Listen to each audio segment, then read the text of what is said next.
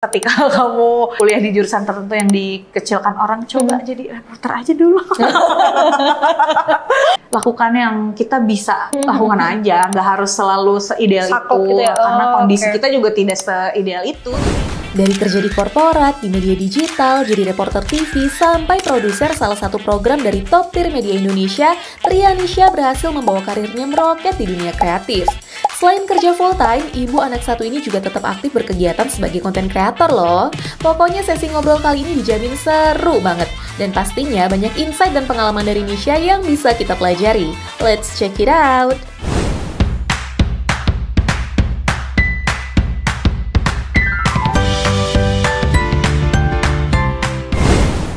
Sobat Ketiti, ketemu lagi bersama saya Rara Mispawanti di Dialog Bicara Tentang. Yeay!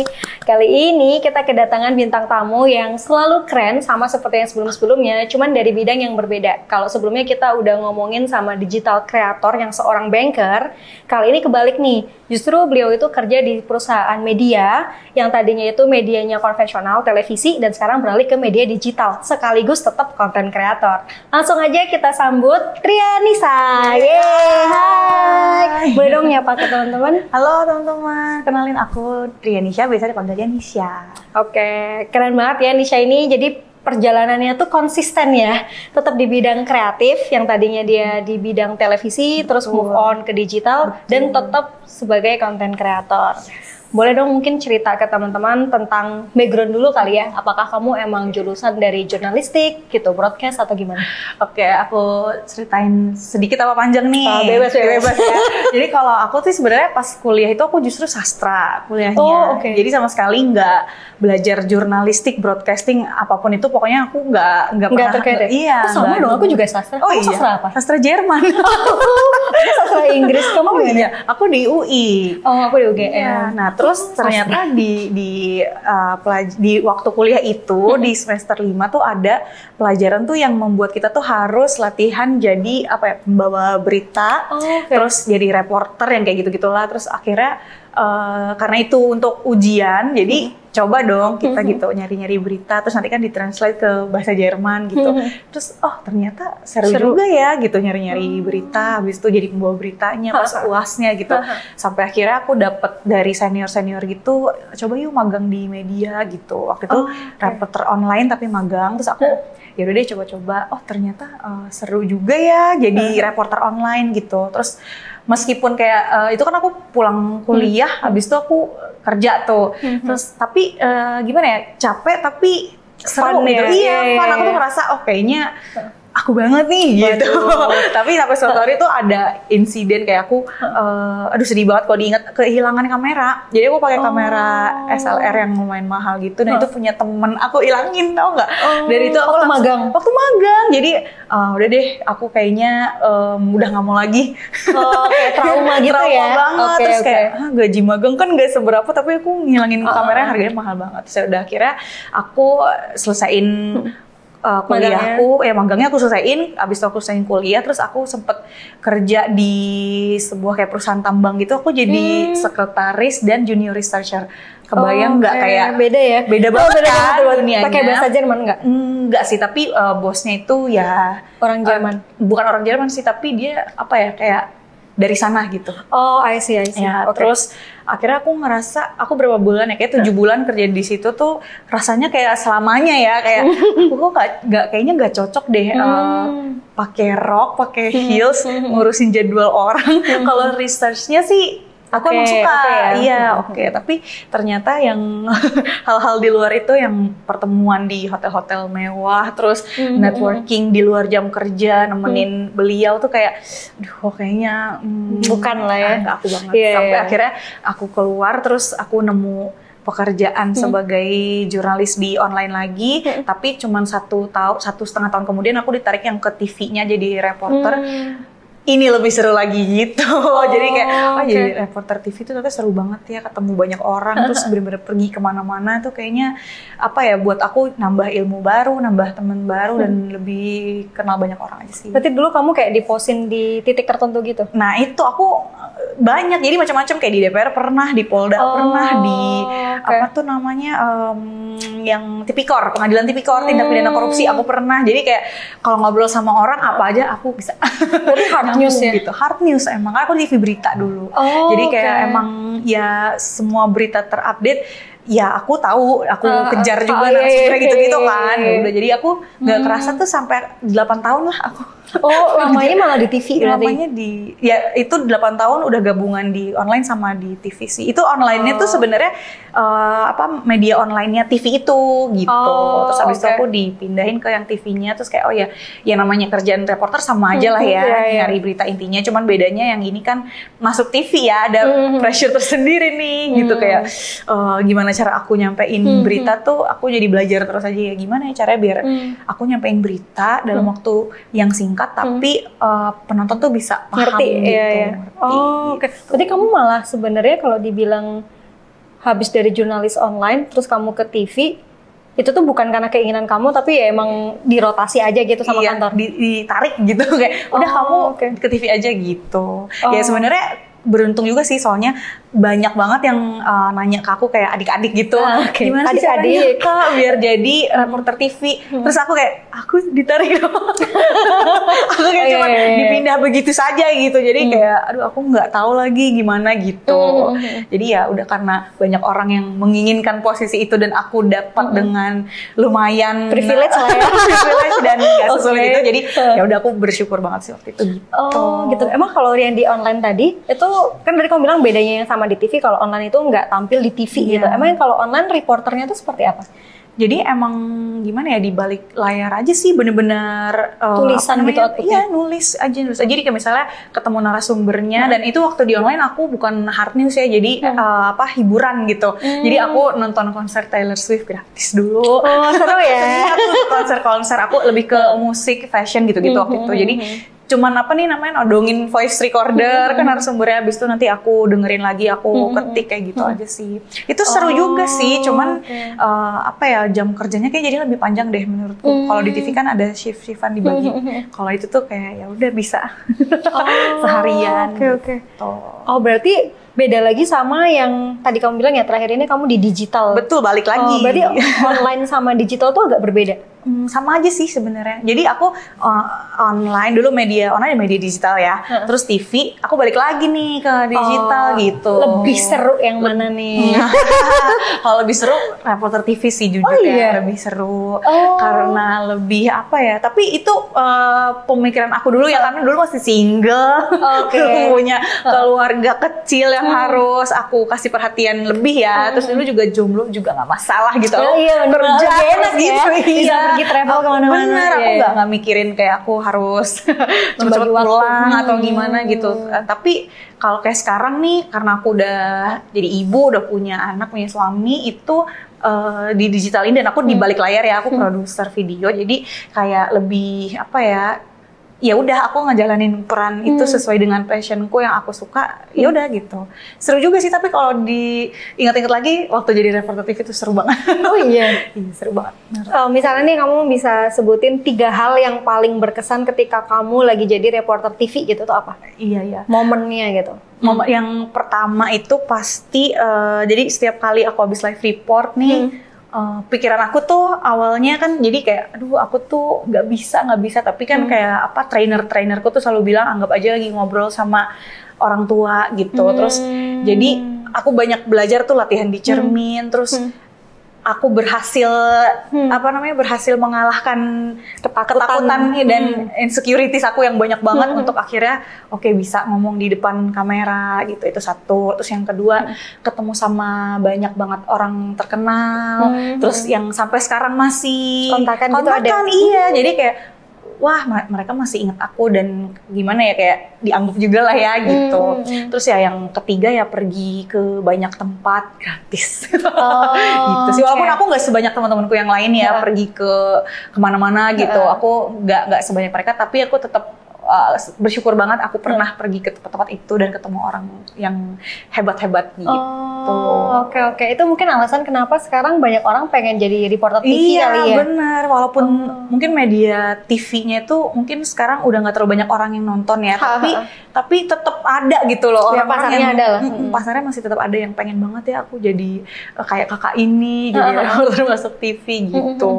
Oke, nah sekarang nih aku mau nanya, karena kamu nih kesannya kan otodidak ya, semuanya jalan sendiri. Tapi sebenarnya kamu pernah nggak sih ngambil pelatihan yang emang khusus gitu loh untuk di bidang ini? Kalau di luar tuh aku nggak pernah, tapi di kantor aku tuh rutin ada pelatihannya sendiri. Jadi kayak nggak cuman training untuk training untuk kita ngomong di depan layar, tapi ada juga pelatihan lain kayak bikin skrip, ngambil gambar, ngedit video, yang kayak gitu-gitu sih. Jadi kan kalau sekarang sebenarnya ya itu balik lagi aku bersyukur banget pernah kerja di tempat aku itu, dapat banyak pelatihan yang akhirnya membuat aku jadi seperti inilah sekarang gitu. Oke, berarti bisa dibilang kantor yang pertama kamu itu tuh emang dia secara HR bagus ya, ya kan? Iya. Aku bisa bilang HR-nya itu nggak yang HR hanya recruiting aja, tapi mungkin lebih kayak HR BP gitu kali ya. Iya, jadi dia mengembangkan potensi karyawannya.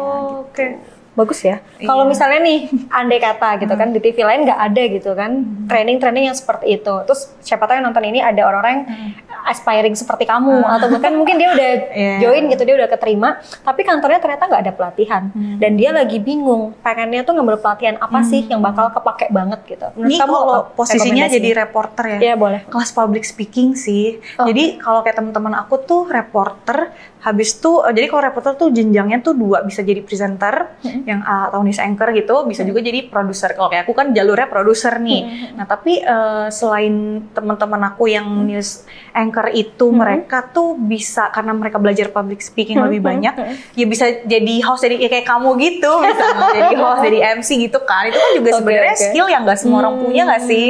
Dan itu bisa banget perlu banget lah untuk diambil kelas kayak gitu. Nah kayak misalnya yang jalur kayak aku nih produser, meskipun kita di balik layar, ya nggak apa-apa juga kan ngambil kelas public speaking. Karena menurut aku itu perlu banget juga sih. Kayaknya kan kita kan ketemu orang, kadang orangnya kita nggak tahu lawan bicara kita ini sehebat apa kalau kita ngomongnya sembarangan kan nggak oke juga kan. Jadi menurutku itu lumayan penting sih, sama ya editing kali ya, editing video. Video editing ya? Iya, itu kayaknya sekarang ya kalau kita lihat kan content creator gitu udah banyak banget ngambil gambar. Ya udah gitu ngambil gambar, nggak harus terlalu jago, tapi kalau ngeditnya bisa, kayaknya lebih oke ya. Iya, kayaknya jadi bagus deh gitu sih.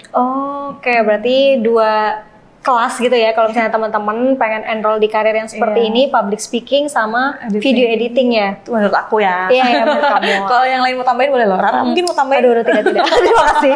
Karena aku sama kayak kamu, jadi otodidak. Iya, bener. Selebihnya belajar sendiri.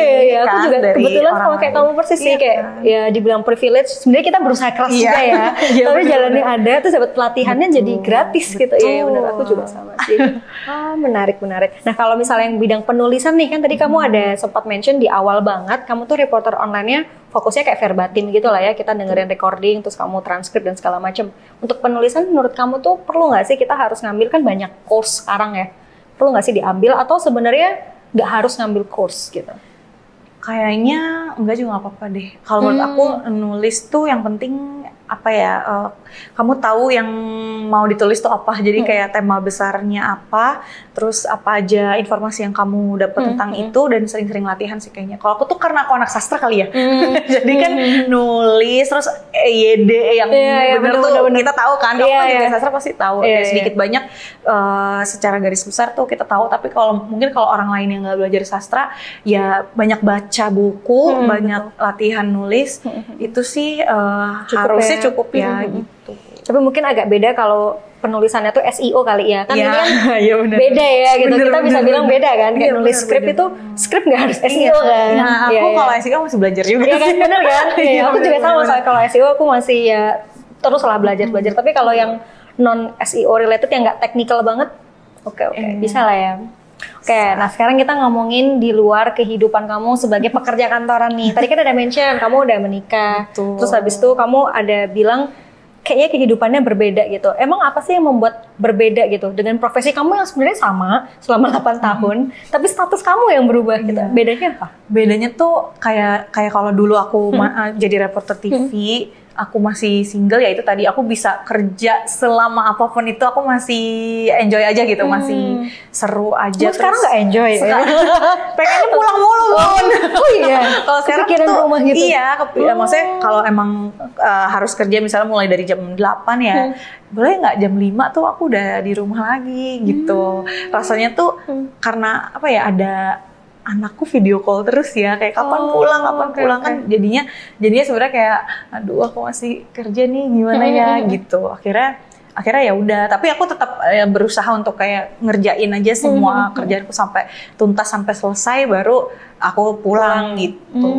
Dan aku tuh untungnya ada atasan dan tim tuh yang benar-benar sportif ya. Kalau kepo-kepo aku sering liatin konten-konten kamu nih, kayaknya tuh timnya enak banget gitu ya kan, kayak supportif gitu. Oh oke, berarti beruntungnya kamu dapat tim yang suportif juga, jadi ketika kamu ingin pulang lebih cepat selama kerjaan selesai nggak apa-apa gitu ya. Iya betul. Kalau selain itu ada lagi nggak kayak perubahan yang kamu rasa tuh ya ini hanya karena status gitu, antara single sama udah menikah, selain waktu mikirin anak gitu? Ini kali ya, apa ya namanya kan, kayak lebih mudah capek. Lebih mudah capek. Usia ya Bun. Betul. Tapi makanya aku akhirnya cari kegiatan lain yang supaya aku tetap fit gitu. Olahraga gitu? Betul. Sebelumnya emang enggak? Waktu masih single? Aku juga belum olahraga nih.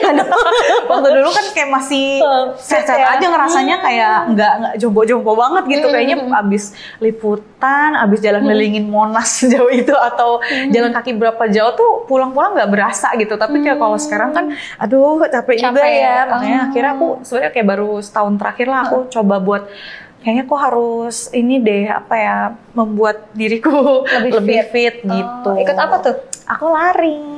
Aku lagi membuat diriku rajin untuk maraton lari. Gitu?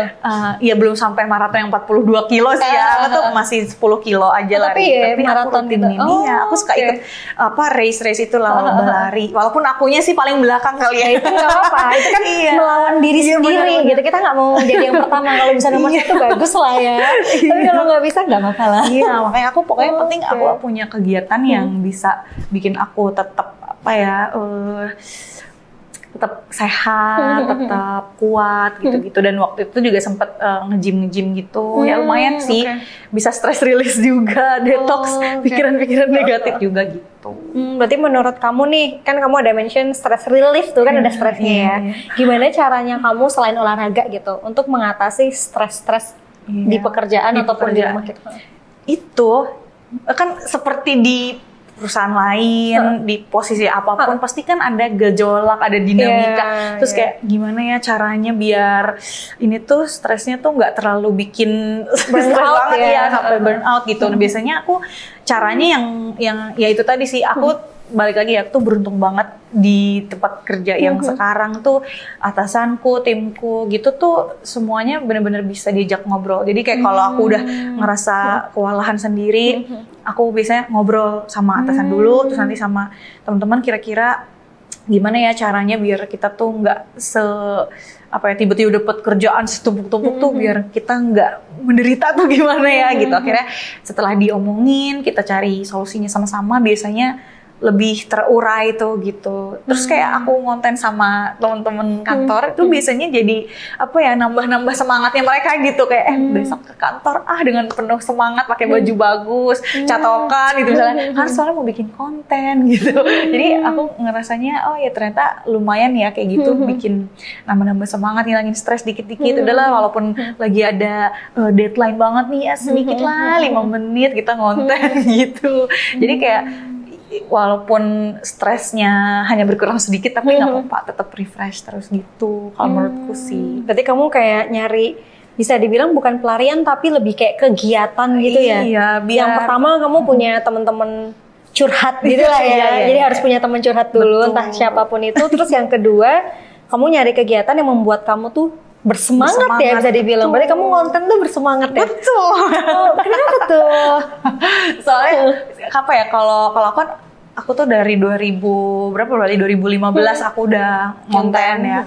Terus aku sempet off lama banget kemarin 2021 baru hadir lagi tahun ini kan.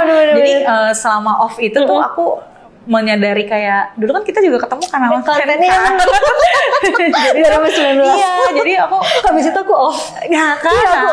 Pas off itu tuh aku ngerasa aduh kurang seru nih kehidupannya gitu kan. Jadi ngapain ya, terus kayak kalau dulu kan one day one post tuh ya kata orang-orang biar engagement rate-nya naik, impression-nya naik, reach-nya naik gitu. Terus setelah off berapa tahun gitu-gitu aja kan, nge-postnya biasa aja. Tapi kayaknya nggak seru deh. Yuk gimana ya caranya biar bisa nggak ngarepin apa tuh namanya endorse atau apa gitu ya, tapi pengen eksis aja gitu. Kayaknya seru deh kalau kita bisa ngebagi apa yang, apalagi aku di kantor kan biasanya atau sama ibu-ibu teman-temanku juga, tapi lebih sering tuh di kantor yang ngebagi apa yang biasa kita lalui di kantor, di share ke Instagram, siapa tahu banyak yang relate gitu. Jadi buat apa ya, hiburan aja sih sebenarnya gitu. Dan ya nggak nyangkanya ternyata ada beberapa viral kan. Iya, aduh, ada yang million views.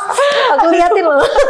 Nggak nyangka loh itu cuman kayak gitu doang gitu. Ternyata emang banyak ya orang karyawan kantoran itu yang terhibur gitu sekedar ngelihat konten yang kayak gini aja tuh mereka terhibur. Jadi oke, akan aku lanjutkan gitu. Gitu sih. Oke, terus gimana pandangan kamu ke anak-anak muda sekarang yang dia tuh bahkan cita-citanya jadi konten kreator gitu? Ini kan agak beda ya, maksudnya kalau kita itu hobinya emang konten, pas jadi cuan alhamdulillah, enggak pun kayak enggak apa-apa gitu. Tapi kalau orang yang cita-citanya ke situ gitu, menurut kamu gimana fenomena ini? Karena banyak banget kan. Sebenarnya itu nggak apa-apa sih, anak aku juga cita-cita pengen jadi konten kreator, youtuber gitu-gitu. Anakku baru 5 tahun loh ngomong-ngomong. Udah bisa ada cita-cita ya bro. Dia terus cita-cita jadi kayak gitu. Aku juga kaget sih. Tapi kalau aku lihat banyak anak-anak muda sekarang mau jadi itu ya nggak apa-apa. Tapi ya perlu diketahui aja bahwa itu bukan jalan yang mudah juga kok gitu. Maksudnya harus konsisten, harus selalu punya ide yang fresh terus kan, yang relate sama kehidupan orang yang kita mau tuju lah targetnya gitu. Karena kayak aku aja, aku working mom nih, terus aku apa ya gitu kan. Kadang aku aja masih suka mikir, padahal aku produser loh, aku kan harusnya punya banyak ide gitu. Tapi aku sendiri kayak masih suka gimana ya gitu, ide bikin apa lagi besok, gimana kalau orang yang emang bener-bener mencari cuan dari situ kan, berarti harus lebih extra effort, harus bener-bener lebih punya lebih banyak ide-ide menarik lah gitu. Tapi ya itu perlu diketahui juga bahwa itu memang bukan jalan yang mudah, apalagi bergantung sama algoritma ya.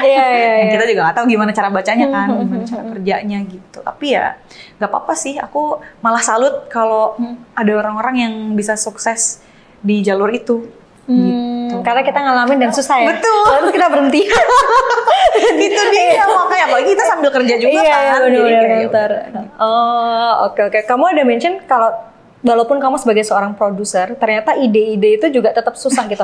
Emangnya menurut kamu beda tuh ketika kamu jadi produser kerja untuk orang sama produser untuk dirimu sendiri gitu? Ya, bedanya apa? Beda. Kalau untuk aku lebih santai ya kan. Tapi kalau untuk orang, ya aku kan kerjanya tuh medianya tuh media parenting ya, media digital parenting. Ya sebenarnya itu aku banget juga lah ya gitu. Harusnya sih apa yang udah pernah aku laluin atau yang masih aku laluin sekarang kan bisa aku jadiin share konten aja, jadiin konten gitu. Cuman karena aku video yang aku buat itu bentuknya program, jadi nggak bisa yang sesimpel itu gitu. Jadi aku harus membuat konsep yang lebih deep lagi, yang kira-kira bisa bikin pembacanya, ibu-ibu ini se-Indonesia Raya ini dapat informasi baru yang relate yang emang mereka butuhkan gitu. Dan itu nggak selalu semudah itu gitu. Oke. Kalau kamu jadi produser, kayaknya banyak orang yang mungkin nggak familiar juga ya. Bedanya apa sih emang kalau kita tuh jadi produsernya, terus kita mungkin jadi scriptwriternya. Banyak orang yang penasaran gitu loh. Emang rules di belakang layar kalau di media digital tuh kayak apa? Kalau di tempat aku tuh ada produser sama kreatif. Nah kalau ya terus video editor, videographer gitu lah ya. Nah kalau aku tuh karena aku produser, jadi kan aku ngerjain daily sama yang bulanan gitu. Jadi kalau yang daily itu ya biasanya sih yang dekat aja sama kita ya, misalnya tips-tips buat ibu-ibu gitu ya, tips supaya ASI-nya banyak misalnya. Tapi kalau yang bulanan tuh bikinnya program yang ada narasumbernya, terus menceritakan sesuatu lah tentang hidupnya. Nah, kalau itu yang bikin konsepnya, secara keseluruhan mau bagaimana A sampai Z dan budgetingnya itu produser. Nah, kalau yang kreatif aku ini yang nyari narasumbernya, yang hubungi narasumbernya gitu-gitu sih. Jadi kayak lebih ke apa ya? Blueprintnya sama produser berarti ya. Gitu.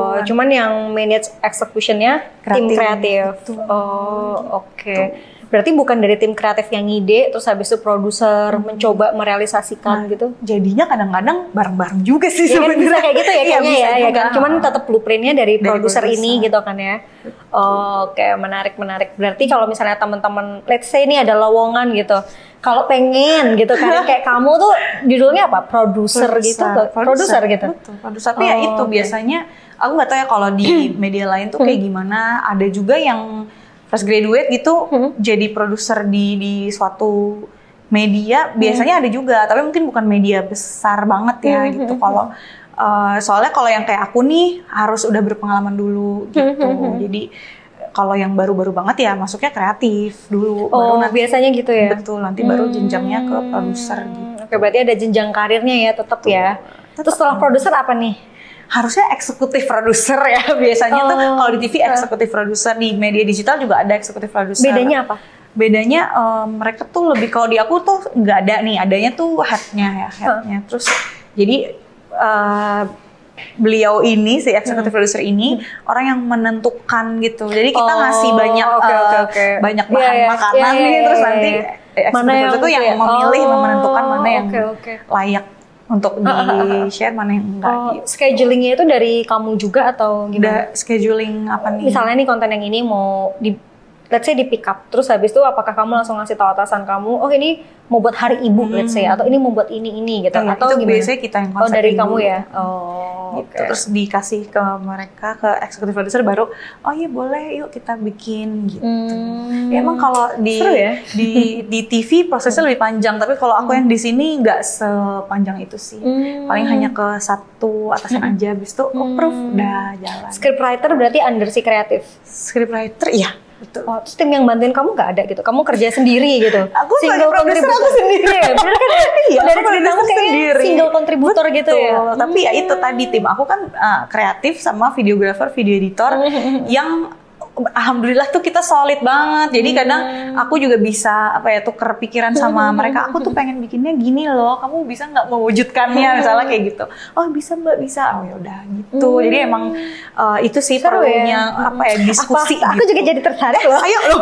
Apa pindah gitu ya? Karena udah bosen gitu di depan layar. Soalnya emang di belakang layar sebenarnya menyenangkan. Ya. Buat aku juga menyenangkan sih. Enggak, kamu udah di depan layar aja. Aduh. Mau dikasih job sepertinya.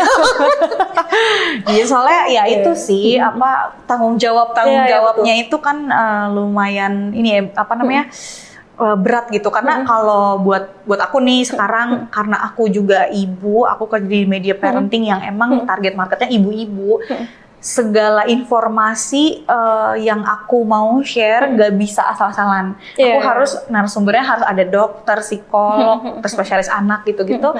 Itu semuanya harus benar-benar kredibel kan. Jangan sampai informasi yang aku kasih tuh salah gitu. Jadi aku ngerasa pengen berbagi aja gitu buat ibu-ibu semuanya, supaya mereka tuh tahu informasi yang benar, misalnya soal ini ya parenting lah, cara mengatasi anak tantrum gitu misalnya, itu kan banyak banget yang perlu kan. Jadi aku sih pengennya sebisa mungkin kita emang kasih informasi yang se insightful mungkin. Betul gitu. Risetnya tuh dari kamu juga apa gimana? Ya, biasanya ada kan kayak ada meeting satu tim besar gitu yang temanya bulan ini apa nih, terus narasumbernya siapa aja yang mau kita cari, itu bisa bareng-bareng. Nah, karena aku di video kan artikel ada sendiri, yang di video kan harus lebih ini dong ya, karena tim videonya visual, berkaitan sama visualnya gitu, jadi emang benar-benar harus lebih membuat orang tertarik untuk ngeklik gitu. gitu. Tetap aja kan kita media digital ya butuh klik. Iya, mau se-insightful apapun kalau nggak ada yang ngeklik nggak guna. Iya, kalau judul atau gambar yang nggak menarik kan gitu. Jadi kadang di situ-situnya sih yang bikin aduh pusing juga ya gitu. Tapi ya itulah serunya kalau di dunia kreatif ya. Kadang apapun ide yang kita punya nggak apa-apa diomongin aja, diskusi gitu. Oke. Ide kan pasti banyak banget ya, sama halnya seperti konten creator gitu. Gimana caranya kamu manage ide-ide itu? Kan nggak mungkin tiap hari ada ide kamu ngomong bikin kan nggak mungkin gitu. Aku catat. Kadang kan ya cuman lagi masak aja, ini bisa nih gitu. Itu yang buat konten kreator ya. Itu biasanya kayak aku lagi ngapain ada ide ini aku langsung cari HP aku catat di notes gitu. Nah kalau yang buat di kerjaan aku kan nggak sesimpel itu kan biasanya. Kayak misalnya aku ketemu narasumber yang wah oke banget nih kayaknya bisa nih ditanya seputar ini, itu juga aku catat juga, nanti pas di meeting baru dibahas gitu. Terus kayak paling aku nanya-nanya juga sama misalnya yang belum nikah nih, sudut pandangnya anak ini terhadap peristiwa yang lagi terjadi yang berkaitan dengan dunia orang tua gitu apa gitu. Jadi kadang kan menarik juga ya kalau kayak misalnya nih ya banyak isu-isu perselingkuhan. Iya betul, apakah jadi trauma atau apa? Iya, gitu aneh Gen Z yang belum menikah ini kira-kira gimana sih pendapatnya? Gen Z gimana? Jadi trauma nggak sih gitu kan? Jadi kadang itu sih sudut pandang dari setiap kita diskusi tuh menariknya tuh di situ, nemu aja ide-ide baru akhirnya buat entah program atau video apa gitu. Oh berarti tetap ada fact checknya gitu lah ya. Betul. Nanti baru kita cross check ke narasumber yang A1 gitu. Oke kan. A1 gitu ya, susah kan. Yang A1 gitu. Nah itu susah kan? Itu susah carinya karena kan mereka sibuk ya. Kadang media banyak banget kan. Jadi kayak aku mohon datanglah ke kantorku. Oh, berarti yang ngontekin narasumber juga kadang-kadang kamu? Kadang-kadang aku gitu. Tapi kalau udah overwhelmed banget minta tolong tim ya. Menarik sih, kerjasamanya sih emang. Karena aku timnya kecil, jadi berapa orang? 8. Aduh, itu banyak ya? Banyak sekali. Bagaimana dengan aku? Tertawa dia. Tim aku cuma berempat. Iya, tapi aku banyak loh programnya sama yang dikerjain. Terus kayak baru-baru ini kita juga harus ngerjain sosial media juga ternyata gitu. Dan event yang setiap Sabtu Minggu ya. Jadi Sabtu Minggu tuh kita kerja juga. Jadi makanya itu sih pada akhirnya semuanya nih berkaitan nih, semua kerjaan yang aku lakukan. Aku punya keluarga kecil dan aku harus tetap sehat karena pekerjaannya sibuk, tapi aku juga harus bersemangat ya, makanya aku ngonten aja biar lebih hidupnya lebih seru gitu kan. Kalau boleh memilih nih, kan ada 3 ya, berarti kamu pernah nyoba di 4 bahkan, kamu pernah nyoba yang corporate banget, sekretaris itu kan, tapi kayak kamu bakal bilang enggak sih. Kayak tadi aku udah eliminasi aja. Tapi gak usah ya. Dari 3 ini deh, kamu balik ke dunia digital, tapi bukan sebagai produser ya, lebih ke eksekutornya kan waktu itu. Terus habis itu kamu di TV gitu kan, kamu di depan layar jadi reporter.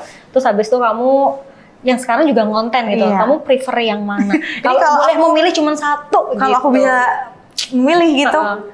Aduh, anggap aja semuanya tuh menjanjikan ya. Iya. Jadi faktornya lebih ke bukan karena duit. Bukan karena duit ya. Karena perjalanannya gitu ya. Perjalanan dan pekerjaannya gitu. Yang sekarang aja deh. Jadi kayak aku sering banget bilang, aku tuh seneng banget dan bangga banget sama diriku karena pernah jadi reporter TV gitu. Tapi kalau disuruh ulang, aku tidak mau. Iya. Walaupun itu yang paling seru, tapi kalau boleh memilih satu, tetap prefer produser gini. Betul. Kenapa itu? Kenapa ya? Karena waktu yang tadi itu kan? Iya sih, karena waktunya tuh banyak banget terbuang gitu. Ya kalau misalnya terbuang untuk pekerjaan ya betul, maksudnya. Betul. Takutnya ada yang bilang dipotong ya, mungkin kita nggak ngedit gitu, tapi ada yang potong menurut ini. Enggak. Itu seru banget dan sangat menyenangkan. Tapi kalau emang disuruh milih lagi, aku mending kayak yang sekarang sih. Di belakang layar, jadi produser gitu ya. Betul. Oke, menarik sih. Nah, sekarang ini pertanyaan sangat basic gitu. Teman-teman yang nonton di sini kan pasti banyak yang lulusan sastra ya, seperti kamu, seperti aku gitu kan. Terus akhirnya dia memutuskan untuk nggak pursue karir sesuai bidangnya. Aku nggak tahu sih kamu ngalamin atau nggak, tapi dulu ketika aku masih kuliah dan baru semester berapa gitu lah, ada kayak stigma-stigma yang orang pikir tuh, nah sastra nggak bisa ngapa-ngapain. Iya, gitu. Kamu ngalamin juga ya? Ngalamin dong. Karena kita sangkatan harusnya iya, mau benar, aku kuliah benar. di Jogja, kamu di Jakarta itu kayak stereotip itu kan benar ada. banget. Aku kurang tahu kalau sekarang gimana ya. Tapi let's say nih, ada mahasiswa yang nonton, terus dia ngalamin hal yang serupa gitu. Jurusannya dikecilkan oleh orang lain, nggak harus sastra. Jurusan apapun tapi dikecilkan orang lain. Menurut kamu gimana tuh? Biar dia bisa tetap survive dan berani aja gitu coba yang bahkan mungkin menurut orang tuh nggak bisa gitu. Jangan sedih. Asli jangan sedih, jangan berkecil hati, jangan merasa. Jadi aku punya senior sastra Jawa. Oke. Tapi dia bisa kerjanya ke luar negeri loh. Sumpah, tapi aku lupa sih dia kerjanya apa gitu ya. Tapi kayak jurusan apapun itu, sekalipun orang mengkerdilkan gitu, tetep loh ada banyak peluang-peluang. Dan itu kan sebenarnya bukan masalah jurusannya, tapi kamunya gitu, kitanya kan, kita punya skill apa yang bisa kita jual gitu. Kayak misalnya kalau aku ya mungkin aku suka ngomong ya gitu. Ya udah aku coba jadi reporter, aku suka nulis, aku jadi reporter online yang nulis kayak gitu-gitu sih. Sebenarnya kesempatan banyak banget. Aku punya temen news anchor, dia lulusan teknik Bahkan juga gitu. bisa ya. Iya, dia bisa juga. Jadi kayak bener-bener ya mungkin ketika kamu kuliah di jurusan tertentu yang dikecilkan orang, coba jadi reporter aja dulu. Oke. Ini menerima segala jurusan loh. Oh iya. Jadi bahkan misalnya nih ya, kamu jurusan jurnalistik terus kamu jadi reporter yang hebat banget, belum tentu juga. Iya, betul. Nggak jaminan lah ya sebenarnya. Yang jurusan biologi bisa juga loh jadi reporter handal kayak gitu-gitulah. Jadi intinya aku banyak banget temen yang kuliahnya apa tapi terus kerjanya apa dan mereka sukses-sukses aja gitu. Jadi nggak masalah. Oke, jadi untuk teman-teman yang nonton, apapun jurusan kalian atau bahkan mungkin kalian nggak kuliah gitu ya, tapi kalian punya skill set yang mumpuni, ya coba aja gitu ya kerjaan apapun ya. Pokoknya kalau sekarang tuh yang penting kan ada banyak banget platform untuk kita belajar ya kan. Betul. YouTube udah, banyak banget. Yang gratis pun banyak ya. Betul. Jadi ya jangan malas aja sih. Pokoknya terus belajar untuk menambah value diri. Pasti ada aja kesempatannya. Dan ini loh cari teman yang banyak. Iya nggak sih? Kalau orangnya introvert gimana, Bun? Aku introvert loh sebenarnya. Masa sih? Iya, aku emang bisa public speaking. Iya. Tapi aku introvert. Oh gitu. Iya. Gak kelihatan ya. Soalnya kita dulu kenalan. Soalnya kita kenalan di event. Sama akunya. Iya, dan karena kamu kan extrovert parah kan. Dulu sebelahan gitu kita duduknya. Iya, terus dia ngajak kenalan. Jadi aku merasa aku punya teman. Introvert kan seneng kalau punya temen gitu. Kalau introvert gimana ya? Gimana tuh, Bun? Ya ada di, aku tahu sih kalau introvert berada di kerumunan orang tuh energinya habis gitu ya. Tapi nggak apa-apa loh, ada di situ sekedar diem aja nanti pasti ada orang yang nyamperin ya, kayak aku nyamperin kamu. Kemarin aku coba sih minggu lalu kalau misalnya ada teman yang baru kenal aku di minggu lalu, ada event gitu lah pokoknya diadain sama komunitas yang lumayan terkenal lah di Jakarta. Aku coba datang for the first time social gathering dinner, bingung lah. Akhirnya aku coba nambah teman baru 3, padahal yang datang 30 lebih. Iya lumayan. Dari 30 orang nambah 3 lumayan loh. Kamu keren. Jangan bohong Anda. Tapi kamu gimana, kamu yang diajak ngobrol ya? Aku awalnya cuma kenal satu orang, terus aku bilang aku mau duduk sebelahmu gak? Ya kan itu udah movement loh dari kamu. Terus aku duduk ya, ngobrol sama depan aku. Ya makanya kalau introvert tuh biasanya emang seenggaknya datang aja, ada aja di. Tapi aku jadi kayak agak kapok gitu ya. Pulang-pulang lemas. Ya apa yang aku lakukan tadi gitu ya. Tapi akhirnya dapet kenalan kan, networking itu. Karena selama ini yang aku Kalau aku bilang aku introvert, kamu nggak mungkin percaya kan? Tapi misalnya di kontennya aja tidak terlihat introvert.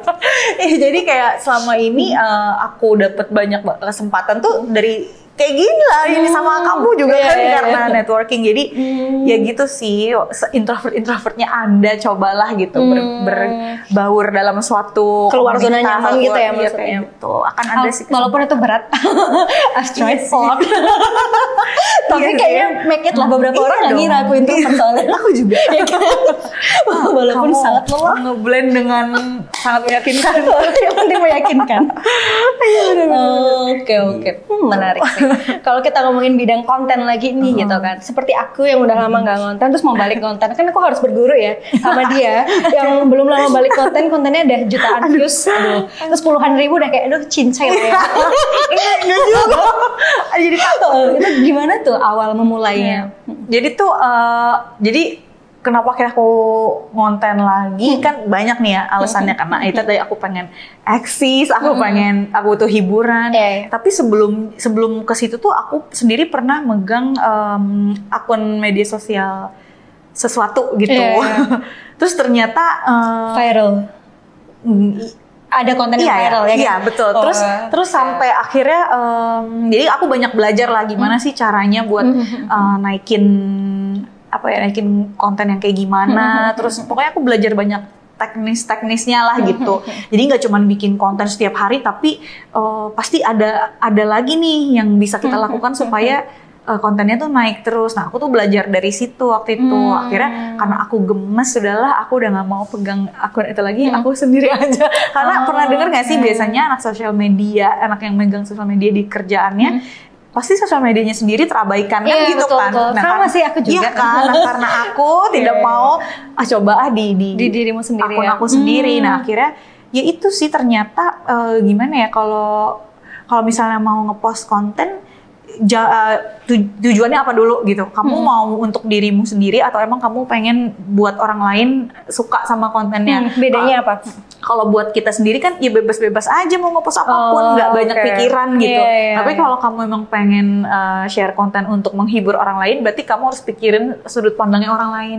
Orang lain itu kira-kira butuhnya yang kayak gimana sih? Walaupun kalau aku kan lawak-lawak ya sebenarnya, tapi yang relate sama orang lain gitu. Dan ternyata kemakan juga ya. Oh berarti emang gini caranya. Karena aku pengen orang lain lihat, ya udah aku bikin yang orang lain pengen lihat gitu. Karena aku kan tentang kantoran biasanya yang aku bikin, ya udah apa yang kita lakukan di kantor itulah yang kita office kit gitu lah ya. Betul gitu. Dan ya one day one post itu sih. Jadi kamu one day one post sekarang? Aku one day one post. Kalau bisa dua deh. Aku seminggu sekali juga alhamdulillah. Nah itu dia, makanya kayak gini nih ibaratnya ya.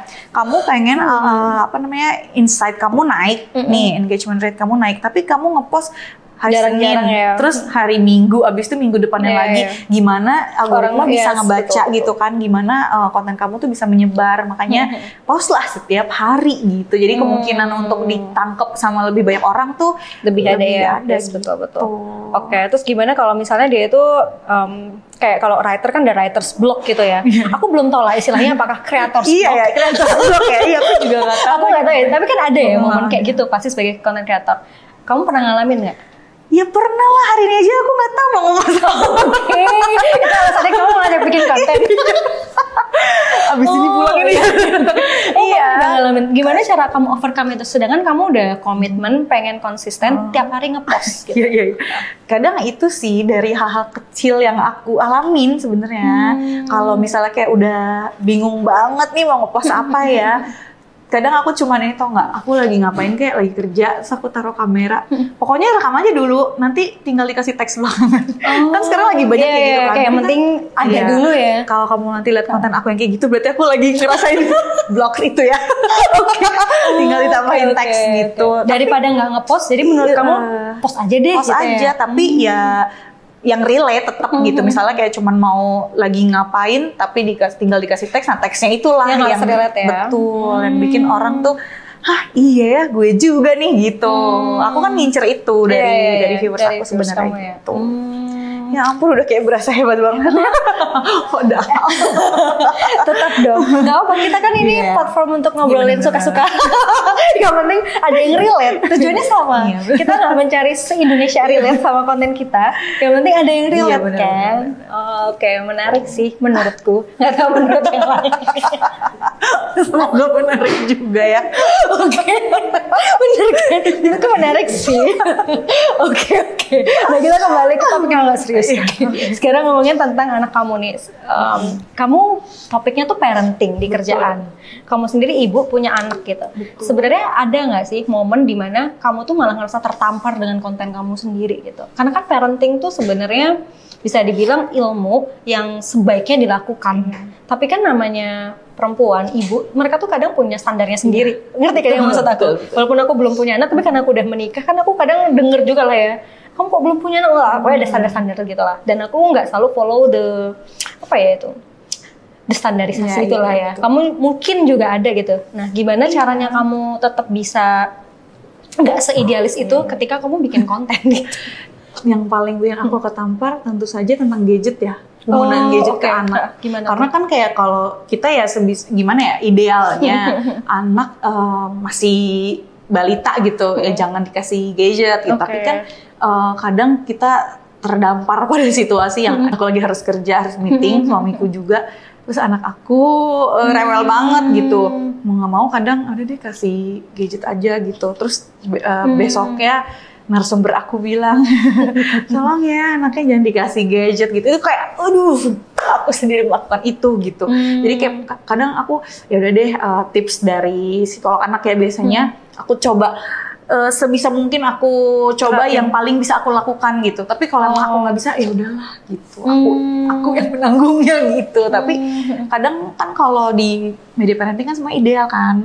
Jadi ya ideal. Kondisinya ideal banget. Betul. Nah, karena aku working mom saja tidak bisa seideal itu. Jadi paling aku kadang aku selalu share tuh ke suamiku juga kalau ada di kerjaanku tuh ada konten kayak gini nih bagus ya gitu, tapi kita susah ya buat ngikutinnya, kira-kira gimana ya. Terus udah diskusi sama suami juga, dia bilang oh ya udah kita lakukan yang kita bisa lakukan aja, nggak harus selalu seideal itu gitu ya. Karena kondisi kita juga tidak seideal itu, jadi ya udah nggak apa-apa, jadi diri sendiri aja gitu. Gitu menarik sih, berarti sebenarnya intinya bukannya kamu itu menipu publik, bukan ya, tapi karena ada circumstances tertentu, sebenarnya semua teori-teori itu tuh tetap harus dikondisikan lagi gitu lah ya. Kita tahu teorinya, tapi prakteknya kan banyak ya faktornya. Oke, dan kamu merasa nggak apa-apa juga, nggak terbebani gitu ya? Kan ada kayaknya moms-moms yang mungkin terbebani gitu loh. Aku lihat kayak teori parenting sekarang tuh banyak banget gitu ya. Orang tuh pusing gitu kayak, aduh mau ngikutin yang mana ya? Tapi ya itu sih balik lagi ke ya diri sendiri aja, sanggupnya yang kayak gimana. Kalau dipaksa-paksain kan nggak sanggup gitu loh lama-lama. Jadi kita yang senyamannya aja, yang penting kita kita yang paling tahu si anak kebutuhannya gimana. Jadi kita itu aja, ngikutin dia aja gitu. Dan yang kedua, kamu tetap komunikasi sama suami. Betul. Karena anaknya berdua. Terus pembagiannya gimana tuh? Tentang kamu bekerja, suami kamu bekerja. Tentang anak ini pembagiannya gimana? Suami aku tuh punya usaha sendiri. Jadi dia fleksibel banget waktunya. Jadi kalau aku kerja, anak aku sama suami. Oh iya. Dia bisa tuh seharian sama anaknya. Kecuali kalau dia tiba-tiba ada urusan, baru dia sama nitip sama ibunya gitu, mertuaku, atau sama kakak ipar gitulah. Oke, dan ini baru kamu ketahui kalau suamimu ternyata mau gitu ketika udah menikah, atau sebelumnya kamu udah bahas gini-gini? Sebelum. Oh udah bahas waktu sebelum apa tuh tipsnya menikah. untuk pasangan yang baru mau menikah mungkin ya, biar bisa karirnya itu tidak terganggu karena anak gitu. Itu aku dulu sebelum nikah ngasih 50 pertanyaan dulu. Di antaranya kalau misalnya nanti udah nikah, terus aku misalnya mau tetap kerja gimana, terus kalau misalnya kita udah punya anak, aku tetap mau kerja, itu gimana? Itu kan beda kan, yang kayak udah nikah gitu-gitu. Terus ternyata waktu itu dia bilang, tahu nggak kenapa aku mau jadi pengusaha? Kenapa? Karena dia pengen punya waktu fleksibel. Jadi kalau dia punya istri yang bekerja, dia bisa sama anaknya. Jadi dia mau jadi papa yang nganter anaknya. Deg-degan nggak sih? Iya. Kok pas banget gitu. Iya gitu. Jadi tapi waktu pacaran sama kamu dia padahal bukan pengusaha, belum? Udah pengusaha. Oh, emang udah. Jadi emang kata dia ya, tujuan dia jadi pengusaha tuh ya itu supaya punya waktu lebih fleksibel. Jadi dia bisa jadi papa-papa yang nganter anak sekolah, dan ternyata bener loh sekarang tuh dia yang nganter anak ke sekolah. Oh iya. Iya ya, kadang-kadang aja aku gitu. Tapi menarik ya, maksudnya kayak agak nggak sama dengan stereotip di Indonesia ya. Betul. Gitu. Dan nggak apa-apa juga kan. Iya emang nggak apa-apa sih. Iya. Kalau aku malah pengennya aku gitu, aku bebas waktunya. Aku pengen gitu. Makanya kadang sebenarnya kan kayak teman-temanku udah punya anak berhenti kerja. Iya. Aku juga sering nanya, aku gitu. nggak berhenti kerja nih gitu. Suamiku cuma bilang, ya kalau mau berhenti aja, kalau masih mau kerja ya kerja aja gitu. Iya, jadi betul. benar-benar ngebebasin juga gitu. Itu sih lagi-lagi aku beruntung ya, alhamdulillah gitu punya. Kalau dari pengalaman kamu, kalau ada yang nggak beruntung gimana? Sorry ya aku potong. Iya, Misalnya aku ada yang tuh nggak beruntung nggak gitu. kebayang kalau misalnya pasangan aku tuh yang anak rantau. Atau aku juga anak rantau kerja kamu di nggak Jakarta. rantau? Aku enggak sih. Kamu rantau? Aku rantau. Nah, suamiku itu juga loh. rantau. Ya. Kenapa? Nah, itu loh kalau ini kan kondisinya suami aku ada orang tuanya di sini. Jadi kita bisa maksudnya nitipin itu. anak gitu. Temen-temenku yang rantau tuh stres Iya, banget aku ngebayanginnya, tapi kan. alasan aku belum punya anak bukan karena Bukan itu ya, bukan. Aku tetap berdoa kepada yang Maha Kuasa. Cuman iya sih, Salah aku satu belum yang mikirin paling itu bahkan. yang paling berat gitu. Makanya teman-teman aku pada berhenti kerja setelah punya anak karena itu. Nanti anaknya sama siapa? Orang tuanya kan nggak ada orang yang bisa dititipin lah intinya. Terus kalau daycare mahal. Iya, lumayan. Daycare mahal. Apa namanya? ART Nenis, atau segala neni macam, gitu. iya. Kan juga sekarang kan susah ya Iya, percaya bener. gitu. Jadi kayak gitu-gitu sih. Makanya aku ya udahlah, aku beruntungnya itu di situ. Gitu. Nggak kebayang. Oke. Luar biasa ya. Jadi privilege-nya ada banget Iya ya. kan? Banyak kan? Aku jadi kepikiran, bener juga ya. Aku rantau, suamiku rantau. Iya kan? Aku gak kepikiran. Itu gimana coba? Aduh. Oh, iya benar. Coba kita lihat kita udah berapa lama ngobrol. Wow, yang kali ini ternyata lama sekali. Tidak terasa, Bunda. Oke, karena mungkin seumuran, terus kayak agak mirip-mirip. Baiklah, sepertinya sudah saatnya kita mengakhiri obrolan ini. Terima kasih Sobat Ketik yang udah nonton. Sampai jumpa di episode selanjutnya. Bye-bye. Terima kasih ya. Terima kasih.